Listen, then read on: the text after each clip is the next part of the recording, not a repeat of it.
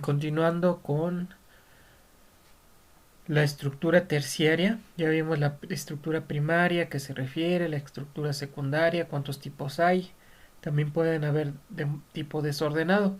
Bueno, la estructura terciaria se refiere a una proteína que ya tiene cierta cantidad de aminoácidos, pudiendo ser cientos de aminoácidos, y como podemos ver en la lista de aminoácidos, algunos de ellos tienen en sus cadenas R, elementos como el azufre, los cuales pueden formar lo que le llamamos puentes disulfuro, que es algo muy parecido a los puentes de hidrógeno. Entre estos puentes disulfuro y los puentes de hidrógeno es que se da ciertas interacciones entre las cadenas que se van formando de los aminoácidos. De hecho, bueno, aquí la definición nos está diciendo que en la estructura terciaria aparecen varios tipos de enlaces que permiten estabilizar la forma en el espacio. Esto es muy importante, ya que los puentes de hidrógeno, los puentes de sulfuro, las interacciones electrostáticas, las interacciones hidrofóbicas, precisamente tienen una finalidad, que es la de dar estabilidad. ¿Y por qué es que tiene que existir esta estabilidad? Porque la conformación es muy importante en las proteínas, de acuerdo a los tejidos en donde se vayan a encontrar.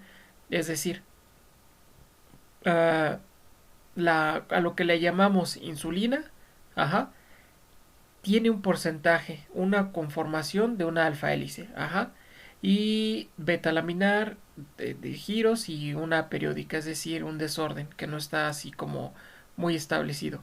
Pero si, por ejemplo, en la insulina, y de hecho podemos buscar algún ejemplo, en la insulina no se tiene esta conformación, es decir, vamos a suponer que se tienen los aminoácidos, que se tiene la estructura primaria, pero no se tienen las interacciones en la estructura terciaria, no van a tener la forma para que tenga la función la proteína. Es por ello que es bien importante la forma de las proteínas. La forma da pie a una función, ¿sí? La forma está relacionada con la función que tengan las proteínas.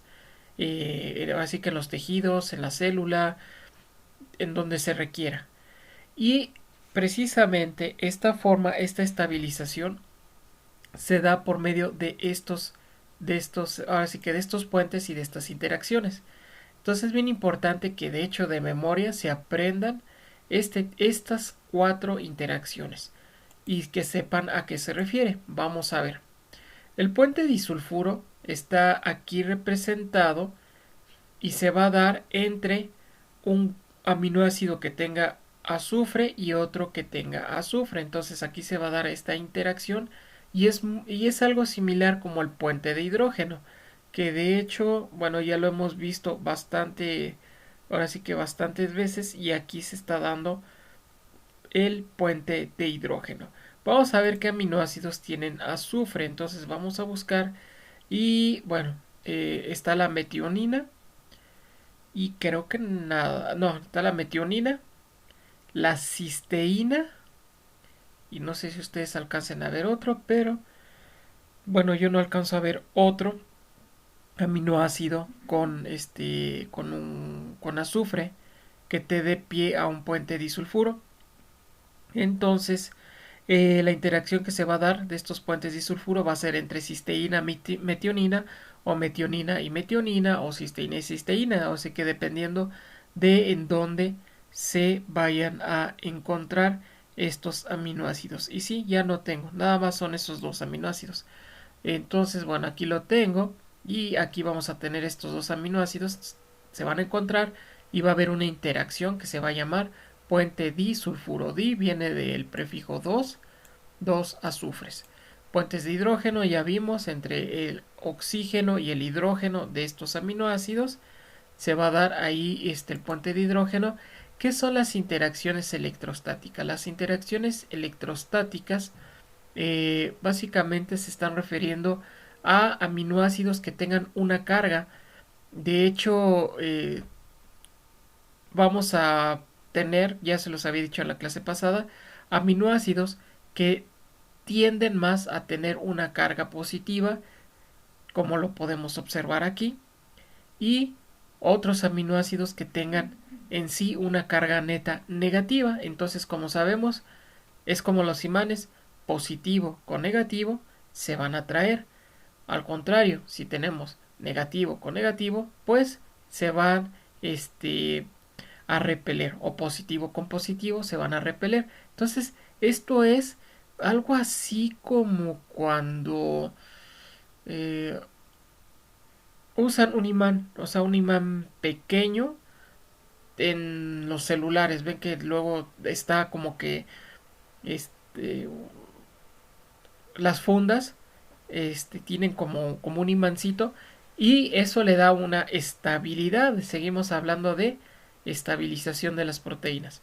Entonces, esto es algo muy parecido, o sea, haciéndolo así como una referencia, ¿no? Una analogía. O sea, este negativo con este positivo. Entonces, aquí se van a, digamos que van a mantener una forma, se van a juntar, y a toda la cadena entonces le van a poder tener precisamente este pliegue, ¿no? En este sentido. De hecho, aquí lo podemos ver aquí y aquí. Entre estos dos aminoácidos están plegando la cadena completa, que es así como un clip magnético. Electrostáticas, interacciones electrostáticas. Básicamente, entonces, son por los deltas positivos y deltas negativos, pero de todo el aminoácido. Y respecto a las interacciones hidrofóbicas que podemos observar aquí, de hecho, esto se da entre aminoácidos con una cadena R larga, es decir, aminoácidos tales como la glutamina, que tiene una cadena larga, la tirosina, la arginina, ¿sí? Triptofano, o sea, son cadenas así como larguitas que tienen una naturaleza que se llama no polar, es decir, eh, no pueden ser solubles en agua. Entonces de ahí viene el nombre de interacciones hidrofóbicas. Interactúan estas cadenas de estos aminoácidos, y vamos a decir que se atraen también, o sea, se juntan. Entonces vamos a suponer que tenemos varios de estos puentes disulfuro, hidrógeno, interacciones electrostáticas, interacciones hidrofóbicas aquí, y eh, le dan esa conformación a la proteína, ¿sale? Le dan esa estabilidad. Nosotros lo vemos aquí de manera sencilla, pero bueno, aquí tenemos el ejemplo de una proteína, y el hecho de que tenga estos pliegues, de que tenga estas laminillas, de que tenga estas conformaciones, estas interacciones, le va a dar esa estabilidad y, lo más importante, esa funcionalidad. Cuando decimos que una enzima está desnaturalizada, es porque todas estas interacciones, ya sea por un efecto térmico, ya sea por un efecto de pH, por un efecto ionizante, por un efecto electrostático, ¿sí? O sea, aplicando todo esto, pero a la contraria, añadiendo solventes que van a disolver, ahora sí que las interacciones hidrofóbicas. Por ejemplo, una proteína, no sé si le ponen tiner, si le ponen eh, benceno, van a perder esa conformación, y todos estos enlaces se van a estar rompiendo, ¿sale? Entonces, aplicando todo lo que les digo, se pierde la conformación y se pierde la funcionalidad. Y en muchos casos nos conviene, ¿sí? Por ejemplo, en alimentos, cuando se fríe un huevo, el hecho de estar friendo, aplicar calor a la proteína del huevo, bueno, en sí a todo ahora sí, a este alimento, se va a hacer más asimilable, ¿sí? Por nuestro sistema digestivo, pero lo que está pasando ahí es que está perdiendo una funcionalidad, pues ahora sí que el huevo, y pues podemos ahora sí que constatarlo. ¿Por qué? Porque ya no va a tener su ciclo, o sea, ya si uno quiere volverlo a guardar y querer que nazca un pollo, pues no se va a poder. ¿Por qué? Porque ya toda la proteína de este producto pues ha perdido su funcionalidad, ha perdido su estabilidad y se han roto y ahora sí que se han alterado muchos de estos interacciones, muchos de estos puentes y la funcionalidad y la estructura. Espero que quede claro esto que estoy explicando. Continuamos con la estructura terciaria. Nos dice que algunos de los grupos funcionales que intervienen en la formación de los puentes de hidrógeno son, bueno, pues ya lo habíamos visto. Básicamente siempre van a estar un oxígeno, un hidrógeno. Y bueno, esto va a ser entre los grupos peptídicos, entre las cadenas, ¿sí? Vamos a ubicar aquí uno a ver si lo tenemos, pero no, no está representado, está en la otra figura. Aquí nos dice que entre grupos carboxilos no ionizados, ajá, o sea que tengan eh, un grupo OH, un O y un oxígeno aquí. Entonces podemos ver que aquí se da el puente de hidrógeno entre el grupo fenólico o hidroxilo y grupo carbonilo. Como podemos observar aquí, también se va a dar una interacción, un puente de hidrógeno. Y bueno, aquí también tenemos los puentes disulfuro representados en este modo. Bueno, aquí ya, finalmente, ¿no? Aquí dice entre grupos fenólico o hidroxilo y grupo carbonilo y el enlace peptídico. El puente de hidrógeno, o sea, tiene que haber un oxígeno, un hidrógeno, tienen que tener cierta cercanía y va a haber una interacción. Bueno, algunos ejemplos, ¿no? De cómo se podría dar. Así que para que lo tengan en cuenta también. En esta figura estamos representando los puentes de los puentes disulfuro y también los puentes hidrógeno. ¿Qué es lo que tenemos aquí? Tenemos nuestro aminoácido representado con una bolita verde. Bueno, yo aquí lo alcanzo a ver verde. Y bueno, tenemos interacciones no polares hidrofóbicas representadas por la letra N. ¿Sí? O sea que van a atraer y por eso les va a dar esta como curvitas y esta formación. Tenemos los puentes disulfuro entre un azufre y otro azufre. Y los puentes de hidrógeno que generalmente se marcan con líneas punteadas como lo habíamos visto. Y bueno, aquí se están representando los grupos polares que son los de cadena larga. Ajá. Y y aquí es una representación de esto, de lo que expliqué en esta diapositiva. Entonces, aquí bien importante que tengan en cuenta lo de los puentes disulfuro, hidrógeno, interacciones electrostáticas, hidrofóbicas, porque es una pregunta de examen. La pregunta es, ¿qué interacciones y qué puentes estabilizan a las proteínas en la estructura terciaria? Pues son estas, ¿sale? Entonces, igual y a lo mejor las tienen que identificar y señalar. Entonces, es bien importante. Ahora bien, como podemos ver, de hecho, al estar aplicando estas interacciones, la proteína está teniendo una conformación, está teniendo una estabilización, está teniendo una forma, ¿sí? Nuevamente la forma pues nos va a traer una función. Existen dos tipos de estructura terciaria, dos tipos, la primera fibrosas y la segunda globular. Como su nombre lo dice, la forma les está pues ahora sí que están en el nombre están las formas, es lo que quiero decir, así que en el nombre sí están o en las formas están los nombres. Por ejemplo, las fibrosas. En general, estas proteínas son más largas que anchas, o sea, son fibras. Y aquí tenemos unos ejemplos muy interesantes. El colágeno, la queratina del cabello y la fibroína de la seda, ¿sí? Muy importantes. Algunas de ellas ya los vimos en las diapositivas más que están más arriba. Estas estructuras secundarias, las estructuras secundarias pueden mantener su ordenamiento sin grandes modificaciones, tan solo introduciendo ligeras torsiones longitudinales como en las hebras de una cuerda, ¿sí? Todas estas las interacciones en estas proteínas nos van a dar esta estructura terciaria, fibrosas, fibras, ¿sí? O sea, son más largas que anchas. Y al contrario, las globulares, que de hecho son las más frecuentes. ¿Por qué? ¿Por qué son las más frecuentes? Bueno, porque las fibrosas de repente a lo mejor están compuestas con cierto tipo de aminoácidos. También ya lo hemos platicado en la clase pasada. Y las globulares, pues en general, no son tan selectivas con sus interacciones de los aminoácidos. Entonces, bueno, dice, son las más frecuentes, no existe una dimensión que predomine y su forma es cercana a la de una esfera. Por eso es globular, como un globo. Hay regiones con estructuras al azar, o sea que no tienen como una forma definida. Hay regiones con alfa hélice, beta laminares y estructuras supersecundarias.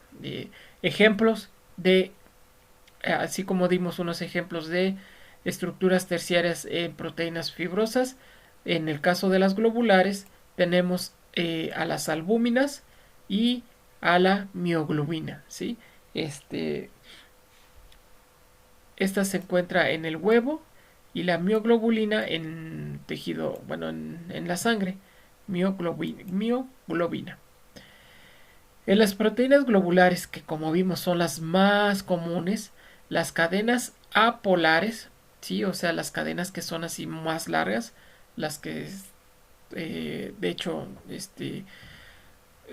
tienen cadenas de carbono e hidrógeno más grandes, más largas, se orientan hacia el interior de la molécula.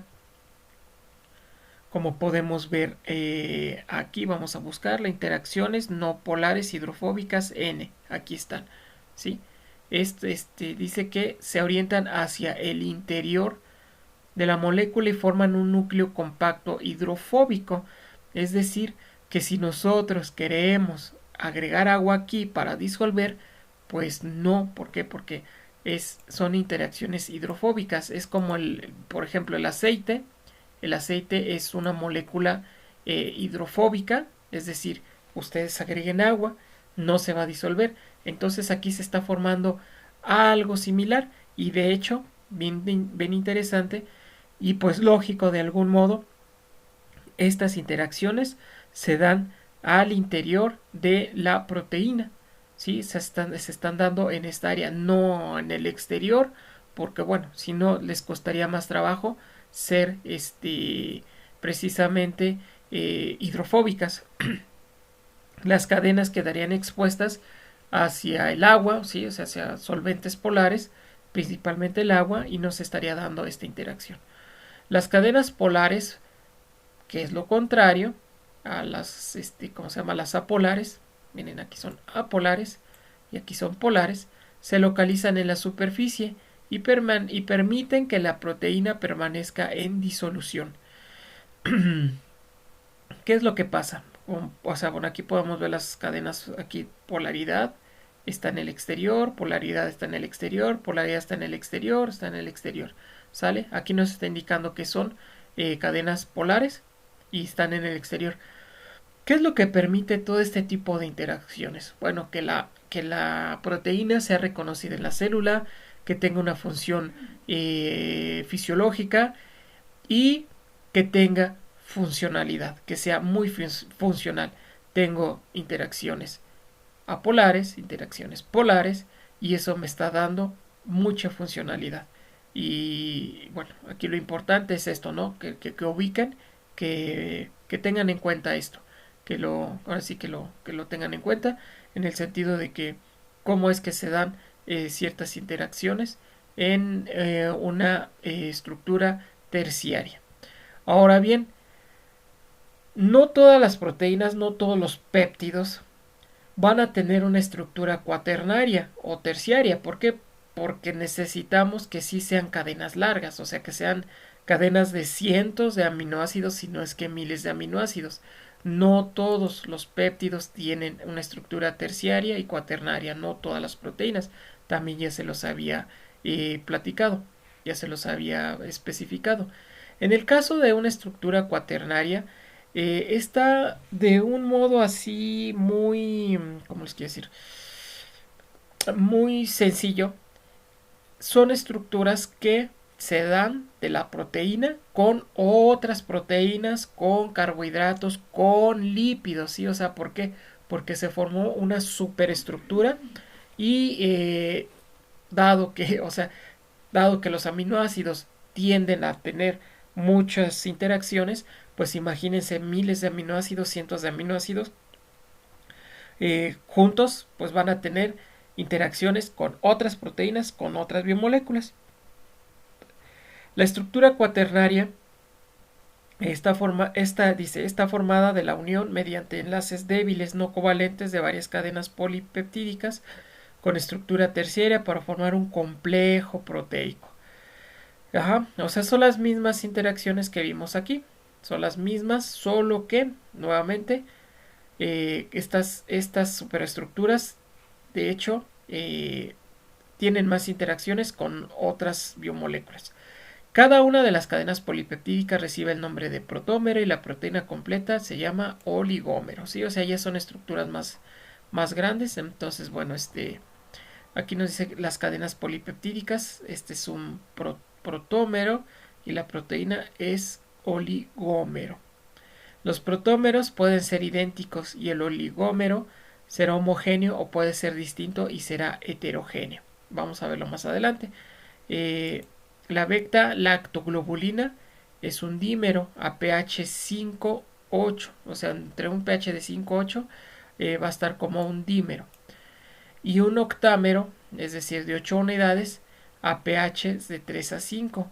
Dependiendo del pH al que se encuentren, va a tener ciertas conformaciones. En todos los casos, la cadena va a ser la misma.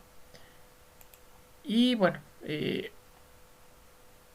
aquí tenemos, por ejemplo, una representación esquemática de la formación de dímeros y oligómeros de la proteína. En el caso que vimos anteriormente, nosotros aquí tenemos una cadena de aminoácidos y una estructura de una proteína, y esta, dependiendo del pH, puede estar unida en dímeros, o sea, 2 veces esta proteína, o de forma sencilla, o esta misma proteína unida 4 veces, ¿sí? O sea, 4 interacciones van a haber aquí. Y esto se debe al pH, como lo estamos viendo, y se debe a que dependiendo del pH al que nos encontremos, al pH al que nos encontremos, las interacciones entre las superficies de nuestras proteínas, como lo podemos ver aquí, entre las superficies que tenemos, en este caso marca hidrofoba, pues van a tender a tener interacciones entre ellas. Entonces, suponiendo, o sea, yo estoy en un pH X, lo cambio, voy a tener dímero. Bueno, pero ahora va a cambiar, ahora va a ser ácido, aquí era básico. Entonces, las interacciones van a hacer que esta proteína ahora esté en forma de tetrámero. Entonces, o de 8 unidades o de 6. Es ejemplo de la beta-lactoglobulina. Nuevamente es un dímero, es decir, vamos a suponer que aquí está, forma de dímero a cierto pH, cambia el pH, vamos a buscar otra proteína que va a andar por ahí ahora sí que en el citoplasma, y va a estar en forma de tetrámero, y si no, va a estar en forma de octámero. Y aquí básicamente la idea es que el pH es de repente variable, ¿sí? En ciertos tejidos, a ciertas condiciones, y estas proteínas se van a comportar de cierto modo, dependiendo en el ambiente en el que se encuentren. Es como si dijéramos, es que hace frío y nos juntamos, hace más frío, nos juntamos más, y hace calor, pues nada más quiero estar yo solito. Es algo así parecido, pero ahorita, bueno, ya tenemos el conocimiento de que esto, bueno, el pH pues nos va a influir las interacciones hidrofóbicas y polares, hidrofílicas también, todas las interacciones que hay en nuestra proteína. Ahora bien, aquí nos está diciendo que, por ejemplo, la hemoglobina es un tetrámero formado por dos cadenas distintas, alfa y beta. Entonces vamos a ver aquí este dibujito, lo voy a ampliar. Y por ejemplo, aquí podemos ver a ver, lo voy a ampliar un poquito más, podemos ver la estructura cuaternaria. Nuevamente no todas las proteínas la tienen. Eh, la estructura cuaternaria de la hemoglobina, ¿sí? La proteína que está en la sangre, está formada por 4 cadenas iguales 2 a 2. Entonces, bueno, aquí tenemos esta cadena y esta cadena son iguales. Esta cadena azul y esta cadena azul son iguales. Se van a juntar y vamos a tener esta estructura, así que esta hemoglobina, esta proteína, en su estructura cuaternaria.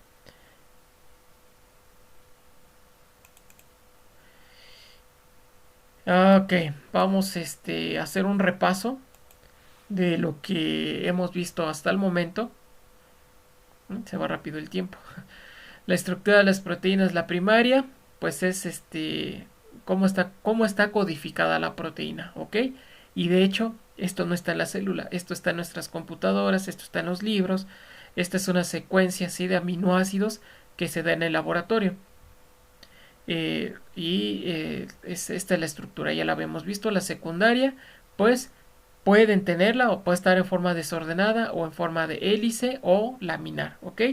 La terciaria, o sea, esta secundaria, de hecho, aquí está, miren, observen, aquí está un zoom, digo para que quede ya más claro todo, aquí está el zoom.